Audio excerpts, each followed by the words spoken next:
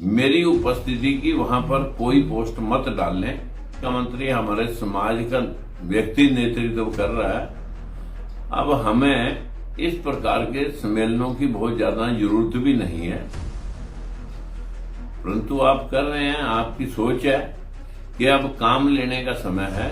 बाकी के लोगों का, बैकवर्ड शेड्यूल कास्ट के बहुत सारे लोग जो पीछे रह गए हैं, उनकी सेवा करने का मौका है। मेरा या तो आप पूछ करके ये प्रोग्राम रखते तो मैं आपको डेट देता।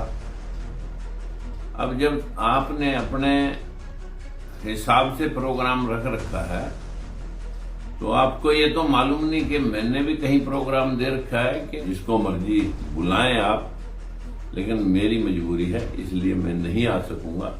और आप मेरी बिना कंसेंट के इस प्रकार की बाहर वीडियो मत डालने जिसमें आप के फला आएगा, लोग आएंगे और मैं वहां नहीं हूंगा। सैनिक बच्चों से भी मेरी विनती है कि अब काम का समय है। अब सम्मेलनों की इतनी ज्यादा उत्सुकता दिखाने का भी कोई विषय नहीं है। मित्रों नमस्कार। आज मुझे आपके बीच में इसलिए आना हुआ कि हमारे बहुत सारे बच्चे कैथल के अंदर 1 दिसंबर को कोई सैनिक महासम्मेलन के नाम से प्रोग्राम करने जा रहे हैं, जो कि मैंने व्हाट्सएप के ऊपर कुछ पोस्टें देखी।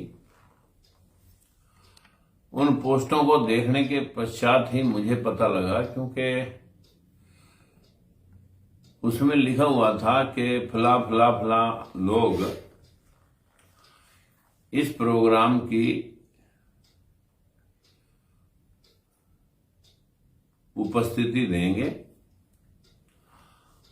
और सैनिक समाज के उत्थान की जो बात कर रहे हैं बच्चे, मैं उनसे निवेदन करना चाहूंगा कि मेरे भाइयों, मेरा या तो आप पूछ करके ये प्रोग्राम रखते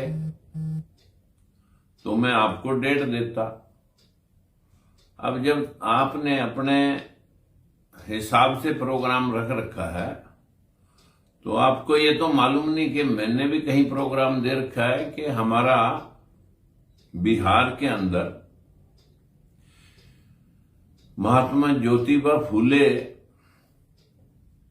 ट्रस्ट के द्वारा एक बड़ा प्रोग्राम गोपालगंज और पटना में 28 और 1 तारीख को किया जा रहा है। और मैं लगभग 3-4 दिन उधर रहने वाला हूं। मेरी ये डेटें ऑलरेडी पहले से लगभग 3 महीने पहले से ही फिक्स थी। जब चुनाव चल रहा था उससे भी पहले वो लोग आए थे, तो मैंने कहा था कि भाई इलेक्शन के बाद देखूंगा, अभी तो प्रोग्राम मैं नहीं कर सकता। लेकिन उन लोगों की उत्सुकता देख करके मैंने उनको टाइम दिया था कि आप फूले जयंती, परिनिर्वाण दिवस या जयंती के ऊपर कोई प्रोग्राम करें तो मैं अवश्य आऊंगा। तो उन्होंने वही 28 नवंबर का जो प्रोग्राम हर साल हम करते थे, उसी को 1 दिसंबर के अंदर बिहार में रखा हुआ है। और आप मेरी बिना कंसेंट के इस प्रकार की बाहर वीडियो मत डालने जिसमें आप के फला आएगा, लोग आएंगे और मैं वहां नहीं हूंगा। तो लोग फिर मेरे बारे में क्या सोचेंगे और कैसे मैं उनको कल्ले को समझा पाऊंगा कि भाई मैं क्यों नहीं आया। तो इसलिए मेरी उपस्थिति की वहां पर कोई पोस्ट मत डालने। अभी आपके पास मुख्यमंत्री है और बहुत सारे नेता हैं, उनको बुला करके आप अपना प्रोग्राम करें, लेकिन मेरी उपस्थिति के बारे में आप किसी प्रकार की कोई वीडियो मत डालने। मेरी हाथ जोड़ के विनती है। क्योंकि मेरा प्रोग्राम पहले से निर्धारित है। और वैसे भी समाज के लोगों को अब, क्योंकि मुख्यमंत्री हमारे समाज का व्यक्ति नेतृत्व कर रहा है, अब हमें इस प्रकार के सम्मेलनों की बहुत ज्यादा जरूरत भी नहीं है, परंतु आप कर रहे हैं, आपकी सोच है। इसलिए मेरा तो इतना कहना भर है कि अब काम लेने का समय है।